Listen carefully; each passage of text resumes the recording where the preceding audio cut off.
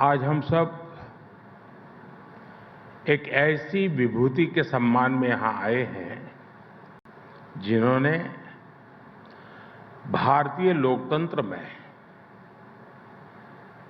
पत्रकारिता,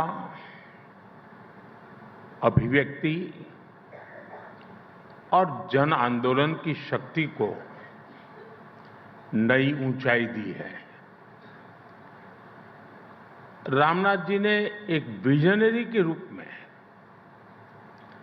एक institution builder के रूप में,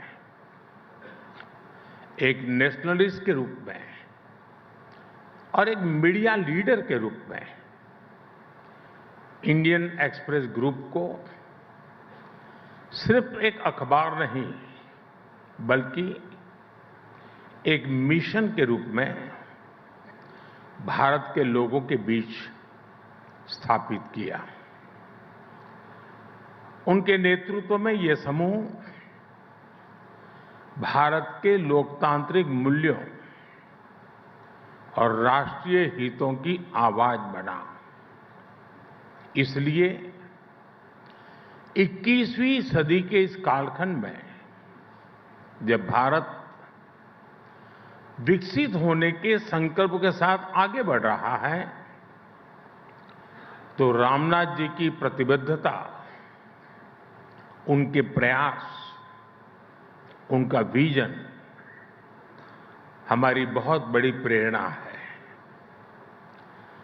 मैं इंडियन एक्सप्रेस ग्रुप का आभार व्यक्त करता हूं कि आपने मुझे इस व्याख्यान में आमंत्रित किया। मैं आप सभी का अभिनंदन करता हूं।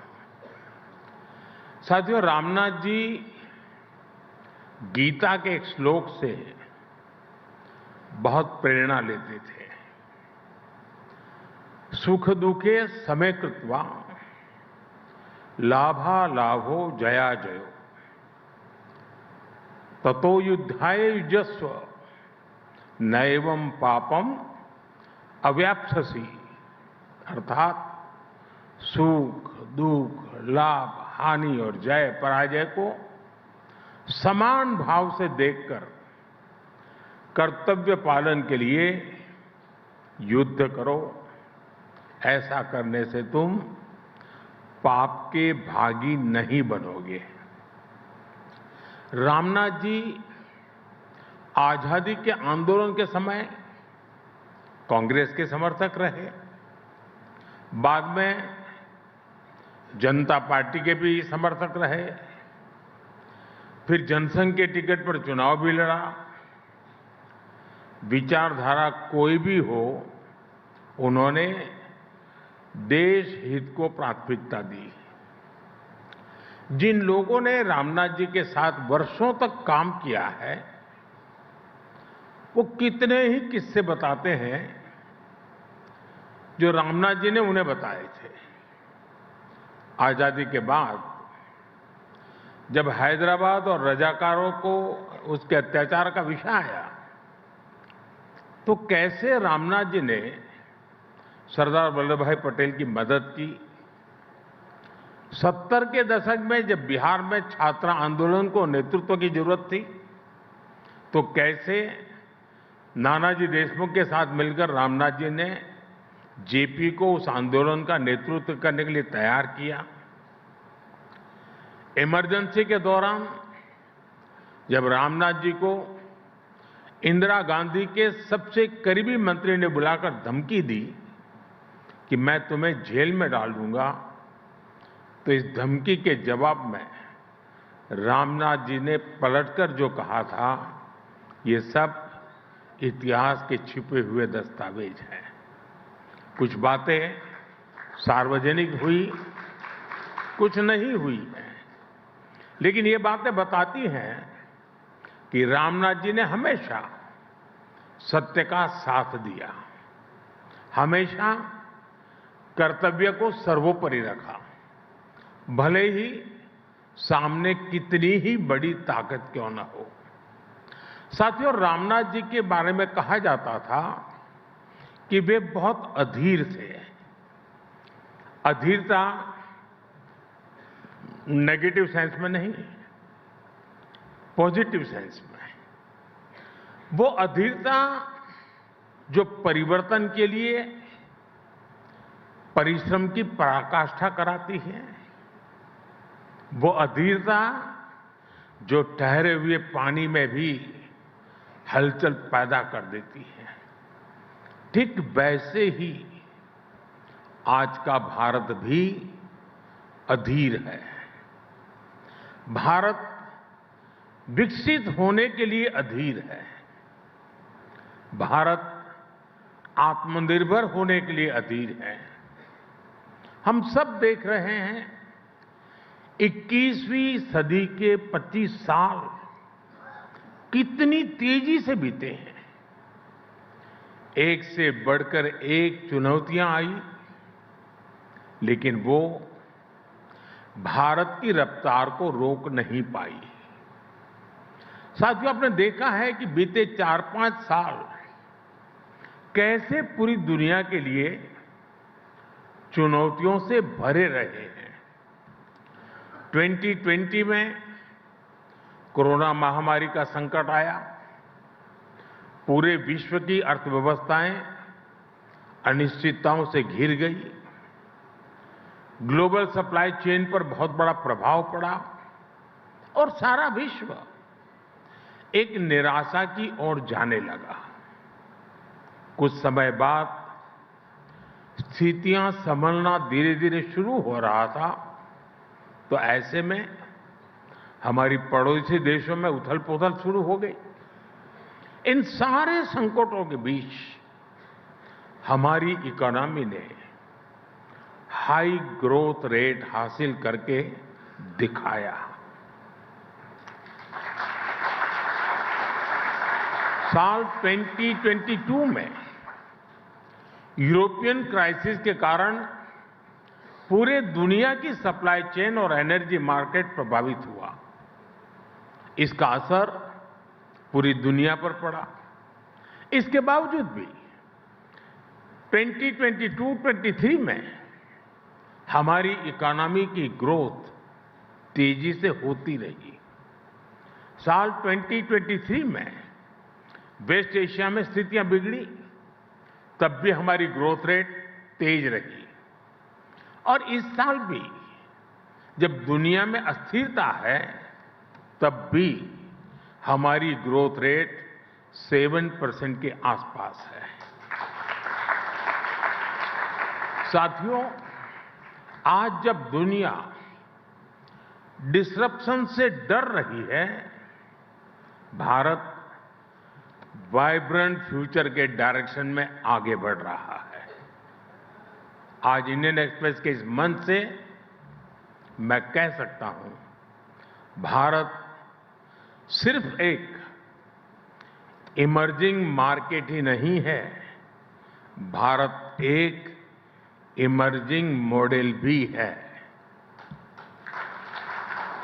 आज दुनिया इंडियन ग्रोथ मॉडल को मॉडल ऑफ होप मान रहा है।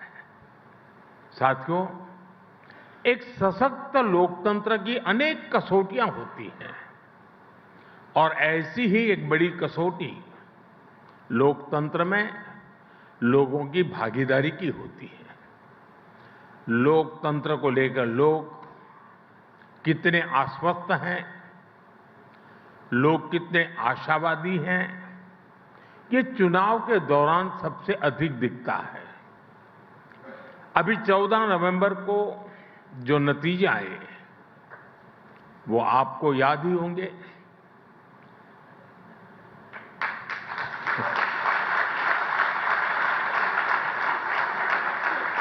और रामनाथ जी का बिहार से नाता रहा था, तो उल्लेख बड़ा स्वाभाविक है। इन ऐतिहासिक नतीजों के साथ एक और बात बहुत अहम रही है। कोई भी लोकतंत्र में लोगों की बढ़ती भागीदारी को नजरअंदाज नहीं कर सकता। इस बार बिहार के इतिहास का सबसे अधिक वोटर टर्नआउट रहा है। आप सोचिए, महिलाओं का टर्नआउट पुरुषों से करीब 9% अधिक रहा। ये भी लोकतंत्र की विजय है। साथियों, बिहार के नतीजों ने फिर दिखाया है कि भारत के लोगों की आकांक्षाएं, उनकी एस्पिरेशंस कितनी ज्यादा है। भारत के लोग आज उन राजनीतिक दलों पर विश्वास करते हैं जो नेक नियत से लोगों की उन एस्पिरेशंस को पूरा करते हैं, विकास को प्राथमिकता देते हैं।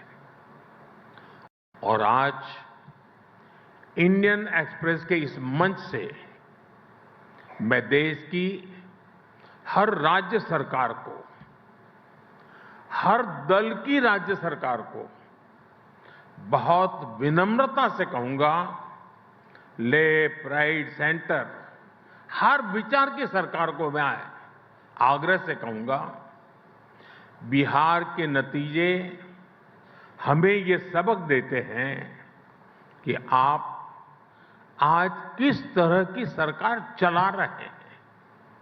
ये आने वाले वर्षों में आपके राजनीतिक दल का भविष्य तय करेंगे।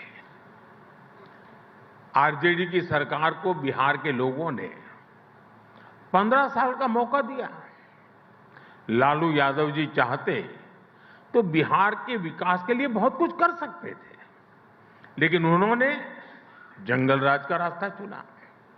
बिहार के लोग इस विश्वासघात को कभी भूल नहीं सकते।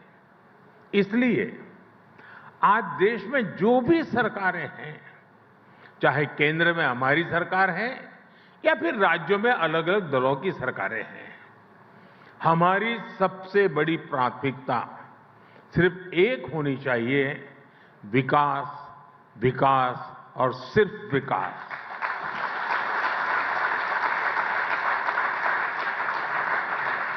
और इसलिए मैं हर राज्य सरकार को कहता हूं, आप अपने यहां बेहतर इन्वेस्टमेंट का माहौल बनाने के लिए कंपटीशन करिए। आप ईज ऑफ डूइंग बिजनेस के लिए कंपटीशन करिए। डेवलपमेंट पैरामीटर्स में आगे आने के लिए कंपटीशन करिए। फिर देखिए जनता कैसे आप पर अपना विश्वास जताती है। साथियों, बिहार चुनाव जीतने के बाद कुछ लोगों ने, मीडिया के कुछ मोदी प्रेमियों ने फिर से ये कहना शुरू किया है, भाजपा, मोदी हमेशा 24/7 इलेक्शन बोर्ड में ही रहते हैं। मैं समझता हूं चुनाव जीतने के लिए इलेक्शन मोड नहीं, 2400 घंटे इलेक्शन मोड में रहना जरूरी होता है। इमोशनल मोड में रहना जरूरी होता है, इलेक्शन मोड में नहीं। जब मन के भीतर एक बेचैनी सी रहती है कि 1 मिनट भी गंवाना नहीं है, गरीब के जीवन से मुश्किलें कम करने के लिए, गरीब को रोजगार के लिए, गरीब को इलाज के लिए, मध्यम वर्ग की आकांक्षाओं को पूरा करने के लिए बस मेहनत करते रहना है। इस इमोशन के साथ, इस भावना के साथ सरकार लगातार जुटी रहती है, तो उसके नतीजे हमें चुनाव परिणाम के दिन दिखाई देते हैं। बिहार में भी हमने अभी अभी यही होते देखा है। साथियों, रामनाथ जी से जुड़े एक और किस्से का मुझसे किसी ने जिक्र किया था। ये बात तब की है जब रामनाथ जी को विदिशा से जनसंघ का टिकट मिला था। उस समय नानाजी देशमुख जी ने, उनकी इस बात पर चर्चा हो रही थी कि ये संगठन महत्वपूर्ण होता है या चेहरा। तो नानाजी देशमुख ने रामनाथ जी से कहा था कि आप सिर्फ नामांकन करने के लिए आएंगे और फिर चुनाव जीतने के बाद अपना सर्टिफिकेट लेने के लिए आ जाइएगा। फिर नानाजी ने पार्टी कार्यकर्ताओं के बल पर रामनाथ जी का चुनाव लड़ा और उन्हें जिताकर दिखाया। वैसे ये किस्सा बताने के पीछे मेरा ये मतलब नहीं है कि उम्मीदवार सिर्फ नामांकन करने आए। मेरा मकसद है भाजपा के अनगिनत कर्तव्यनिष्ठ कार्यकर्ताओं के समर्पण की ओर आपका ध्यान आकर्षित करना है।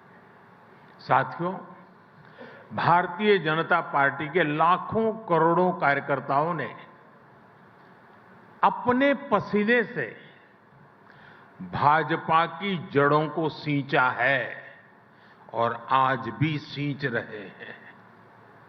और इतना ही नहीं, केरला, पश्चिम बंगाल, जम्मू कश्मीर ऐसे कुछ राज्यों में हमारे सैकड़ों कार्यकर्ताओं ने अपने खून से भी भाजपा की जड़ों को सींचा है। जिस पार्टी के पास ऐसे समर्पित कार्यकर्ता हो, उनके लिए सिर्फ चुनाव जीतना ध्येय नहीं होता, बल्कि वो जनता का दिल जीतने के लिए सेवा भाव से उनके लिए निरंतर काम करते हैं। साथियों, देश के विकास के लिए बहुत जरूरी है कि विकास का लाभ सभी तक पहुंचे। दलित, पीड़ित, शोषित, वंचित सभी तक जब सरकारी योजनाओं का लाभ पहुंचता है तो सामाजिक न्याय सुनिश्चित होता है। लेकिन हमने देखा कि बीते दशकों में कैसे सामाजिक न्याय के नाम पर कुछ दलों, कुछ परिवारों ने अपना ही स्वार्थ सिद्ध किया है। साथियों, मुझे संतोष है कि आज देश सामाजिक न्याय को सच्चाई में बदलते देख रहा है। सच्चा सामाजिक न्याय क्या होता है, ये मैं आपको बताना चाहता हूं। 12 करोड़ शौचालयों के निर्माण का अभियान उन गरीब लोगों के जीवन में गरिमा लेकर के आया जो खुले में शौच के लिए मजबूर थे। 57 करोड़ जनधन बैंक खातों ने उन लोगों का फाइनेंशियल इंक्लूजन किया जिनको पहले की सरकारों ने एक बैंक खाते के लायक तक नहीं समझा था। 4 करोड़ गरीबों को पक्के घरों ने गरीबों को नए सपने देखने का साहस दिया, उनकी रिस्क टेकिंग कैपेसिटी बढ़ाई है। साथियों, बीते 11 वर्षों में सोशल सिक्योरिटी पर जो काम हुआ है वो अद्भुत है। आज भारत के करीब 94 करोड़ लोग सोशल सिक्योरिटी नेट के दायरे में आ चुके हैं। और आप जानते हैं 10 साल पहले क्या स्थिति थी? सिर्फ 25 करोड़ लोग सोशल सिक्योरिटी के दायरे में थे, आज 94 करोड़ हैं। यानी सिर्फ 25 करोड़ लोगों तक सरकार की सामाजिक सुरक्षा योजनाओं का लाभ पहुंच रहा था। अब ये संख्या बढ़कर 94 करोड़ पहुंच चुकी है। और यही तो सच्चा सामाजिक न्याय है। और हमने सोशल सिक्योरिटी नेट का दायरा ही नहीं बढ़ाया, हम लगातार सैचुरेशन के मिशन पर काम कर रहे हैं। यानी किसी भी योजना के लाभ से एक भी लाभार्थी छूटे नहीं। और जब कोई सरकार इस लक्ष्य के साथ काम करती है, हर लाभार्थी तक पहुंचना चाहती है, तो किसी भी तरह के भेदभाव की गुंजाइश भी खत्म हो जाती है। ऐसे ही प्रयासों की वजह से पिछले 11 साल में 25 करोड़ लोगों ने गरीबी को परास्त करके दिखाया है। और तभी आज दुनिया भी ये मान रही है डेमोक्रेसी डिलीवर्स। साथियों, मैं आपको एक और उदाहरण दूंगा। आप हमारे एस्पिरेशनल डिस्ट्रिक्ट प्रोग्राम का अध्ययन करिए। देश के 100 से अधिक जिले ऐसे थे जिन्हें पहले की सरकारें पिछड़ा घोषित करके भूल गई थी। सोचा जाता था कि यहां विकास करना बड़ा मुश्किल है। अब कौन सर खपाए ऐसे जिलों में? जब किसी अफसर को पनिशमेंट पोस्टिंग देनी होती थी तो उसे उन पिछड़े जिलों में भेज दिया जाता था कि जाओ वहीं रहो। आप जानते हैं इन पिछड़े जिलों में देश की कितनी आबादी रहती थी? देश के 25 करोड़ से ज्यादा नागरिक इन पिछड़े जिलों में रहते थे। साथियों, अगर ये पिछड़े जिले पिछड़े ही रहते तो भारत अगले 100 साल में भी विकसित नहीं हो पाता। इसलिए हमारी सरकार ने एक नई रणनीति के साथ काम करना शुरू किया। हमने राज्य सरकारों को ऑन बोर्ड लिया। कौन सा जिला किस डेवलपमेंट पैरामीटर में कितने पीछे हैं, उसकी स्टडी करके हर जिले के लिए एक अलग रणनीति बनाई। देश के बेहतरीन अफसरों को, ब्राइट और इनोवेटिव यंग माइंड्स को वहां नियुक्त किया। इन जिलों को पिछड़ा नहीं, एस्पिरेशनल माना। और आज देखिए, देश के ये एस्पिरेशनल डिस्ट्रिक्ट्स कितने ही डेवलपमेंट पैरामीटर्स में अपने ही राज्यों के दूसरे जिलों से बहुत अच्छा करने लगे हैं। छत्तीसगढ़ का बस्तर, वो आप लोगों को तो बड़ा फेवरेट है। एक समय आप पत्रकारों को वहां जाना होता था तो प्रशासन से ज्यादा दूसरे संगठनों से परमिट लेनी होती थी। लेकिन आज वही बस्तर विकास के रास्ते पर बढ़ रहा है। मुझे नहीं पता कि इंडियन एक्सप्रेस ने बस्तर ओलंपिक को कितनी कवरेज दी, लेकिन आज रामनाथ जी ये देखकर बहुत खुश होते हैं कि कैसे बस्तर में अब वहां के युवा बस्तर ओलंपिक जैसे आयोजन कर रहे हैं। साथियों, जब बस्तर की बात आई है तो मैं इस मंच से नक्सलवाद यानी माओवादी आतंक की भी चर्चा करूंगा। पूरे देश में नक्सलवाद माओवादी आतंक का दायरा बहुत तेजी से सिमट रहा है, लेकिन कांग्रेस में ये उतना ही सक्रिय होता जा रहा था। आप भी जानते हैं, बीते 5 दशकों तक देश का करीब करीब हर बड़ा राज्य माओवादी आतंक की चपेट में रहा। लेकिन ये देश का दुर्भाग्य था कि कांग्रेस भारत के संविधान को नकारने वाले माओवादी आतंक को पालती पोसती रही और सिर्फ दूर दराज के क्षेत्रों में, जंगलों में ही नहीं, कांग्रेस ने शहरों में भी नक्सलवाद की जड़ों को खाद पानी दिया। कांग्रेस ने बड़ी बड़ी संस्थाओं में अर्बन नक्सलियों को स्थापित किया। साथियों, 10-15 साल पहले कांग्रेस में जो अर्बन नक्सली माओवादी पैर जमा चुके थे, वो अब कांग्रेस को मुस्लिम लीगी माओवादी कांग्रेस एमएमसी बना चुके हैं। और मैं आज पूरी जिम्मेदारी से कहूंगा कि मुस्लिम लीगी माओवादी कांग्रेस अपने स्वार्थ में देश हित को तिलांजलि दे चुकी है। आज की मुस्लिम लीगी माओवादी कांग्रेस देश की एकता के सामने बहुत बड़ा खतरा बनती जा रही है। साथियों, आज जब भारत विकसित बनने की एक नई यात्रा पर निकल पड़ा है, तो रामनाथ गोयनका जी की विरासत और भी प्रासंगिक है। रामनाथ जी ने अंग्रेजों की गुलामी से डटकर टक्कर ली। उन्होंने अपने एक संपादकीय में लिखा था, मैं अंग्रेजों के आदर्श पर अमल करने के बजाय अखबार बंद करना पसंद करूंगा। इसी तरह जब इमरजेंसी के रूप में देश को गुलाम बनाने की एक और कोशिश हुई, तब भी रामनाथ जी डटकर खड़े हो गए थे।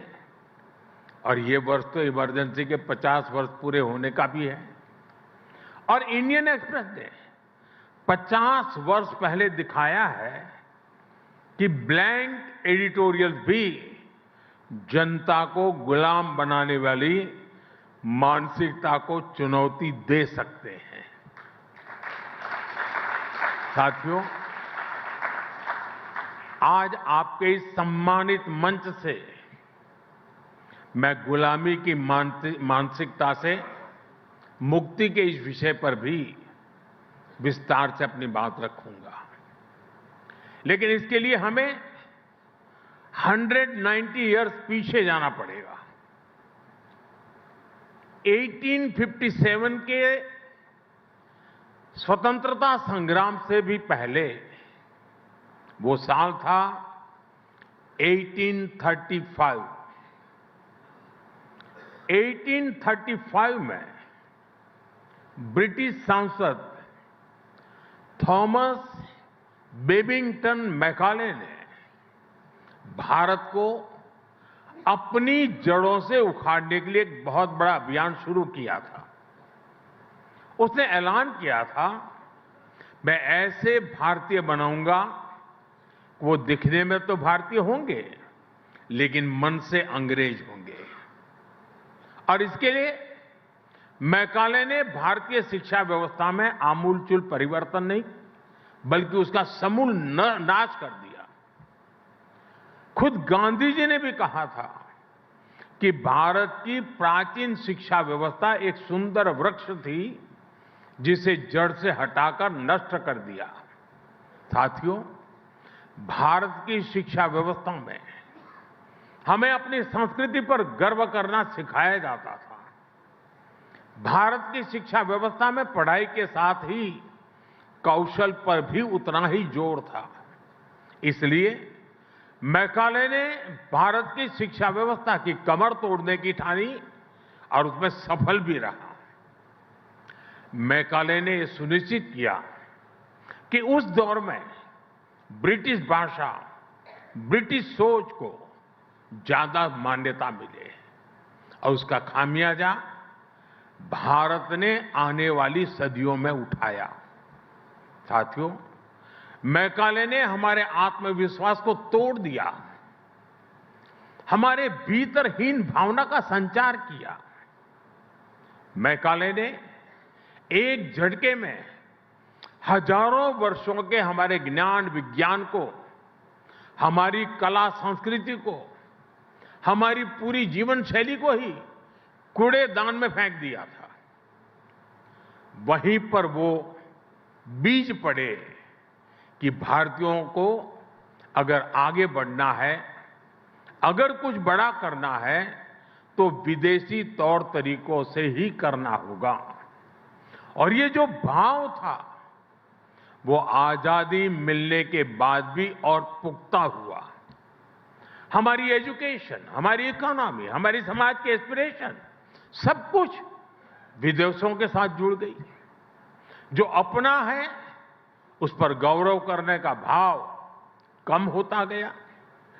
गांधी जी ने जिस स्वदेशी को आजादी का आधार बनाया था उसको पूछने वाला ही कोई नहीं रहा। हम गवर्नेंस के मॉडल विदेश में खोजने लगे। हम इनोवेशन के लिए विदेश की तरफ देखने लगे। यही मानसिकता रही जिसकी वजह से इंपोर्टेड आइडिया, इंपोर्टेड सामान और सर्विस सभी को श्रेष्ठ मानने की प्रवृत्ति समाज में स्थापित हो गई। साथियों, जब आप अपने देश को सम्मान नहीं देते हैं तो आप स्वदेशी इकोसिस्टम को नकारते हैं, made in India manufacturing ecosystem को नकारते हैं। मैं आपको एक और उदाहरण टूरिज्म की बात करता हूं। आप देखेंगे कि जिस भी देश में टूरिज्म फला फूला वो देश, वहां के लोगों को अपनी ऐतिहासिक विरासत पर गर्व करते हैं। हमारे यहां इसका उल्टा ही हुआ। भारत में आजादी के बाद अपनी विरासत को दुत्कारने के ही प्रयास हुए। जब अपनी विरासत पर गर्व नहीं होगा तो उसका संरक्षण भी नहीं होगा। जब संरक्षण नहीं होगा तो हम उसको ईंट पत्थर के खंडहरों की तरह ही ट्रीट करते रहेंगे। और ऐसा हुआ भी। अपनी विरासत पर गर्व होना टूरिज्म के विकास के लिए भी आवश्यक शर्त है। साथियों, ऐसे ही स्थानीय भाषाओं की बात है। किस देश में ऐसा होता है कि वहां की भाषाओं को दुत्कारा जाता है? जापान, चीन और कोरिया जैसे देश, जिन्होंने वेस्ट के अनेक तौर तरीके अपनाए, लेकिन भाषा फिर भी अपनी ही रखी, अपनी भाषा पर कॉम्प्रोमाइज नहीं किया। इसलिए हमने नई नेशनल एजुकेशन पॉलिसी में स्थानीय भाषाओं में पढ़ाई पर विशेष बल दिया है। और मैं बहुत स्पष्टता से कहूंगा, हमारा विरोध अंग्रेजी भाषा से नहीं है, हम भारतीय भाषाओं के समर्थन में हैं। साथियों, मैकाले द्वारा किए गए उस अपराध को 1835 में जो अपराध किया गया, 2035 10 साल के बाद 200 साल हो जाएंगे। और इसलिए आज आपके माध्यम से पूरे देश से एक आह्वान करना चाहता हूं। अगले 10 साल में हमें संकल्प लेकर चलना है कि मैकाले ने भारत को जिस गुलामी की मानसिकता से भर दिया है, उस सोच से मुक्ति पाकर के रहेंगे। 10 साल हमारे पास बड़े महत्वपूर्ण हैं।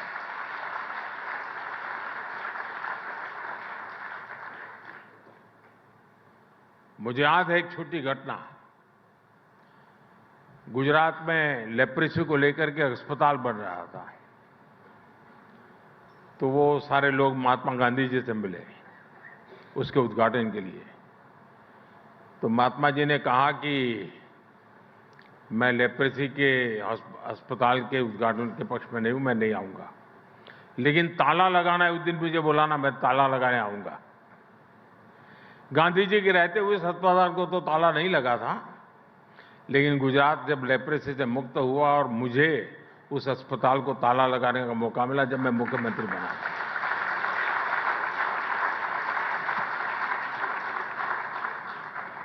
(1835) से शुरू हुई यात्रा 2035 तक हमें खत्म करके रहना है इसे। गांधी जी का जैसे सपना था कि मैं ताला लगाऊंगा, मेरा भी सपना है कि हम ताला लगाएंगे। साथियों, आपसे बहुत सारे विषयों पर चर्चा हो गई है। अब आपका मैं ज्यादा समय लेना नहीं चाहता हूं। इंडियन एक्सप्रेस ग्रुप देश के हर परिवर्तन का, देश की हर ग्रोथ स्टोरी का साक्षी रहा है। और आज जब भारत विकसित भारत के लक्ष्य को लेकर चल रहा है, तो भी इस यात्रा के सहभागी बन रहे हैं। मैं आपको बधाई दूंगा कि रामनाथ जी के विचारों को आप सभी पूरी निष्ठा से संरक्षित रखने का प्रयास कर रहे हैं। एक बार फिर आज के इस अद्भुत आयोजन के लिए आप सभी को मेरी ढेर सारी शुभकामनाएं। और रामनाथ कोविंद जी को, रामनाथ गोयनका जी को आदरपूर्वक मैं नमन करते हुए मेरी बात को विराम देता हूं। बहुत बहुत धन्यवाद।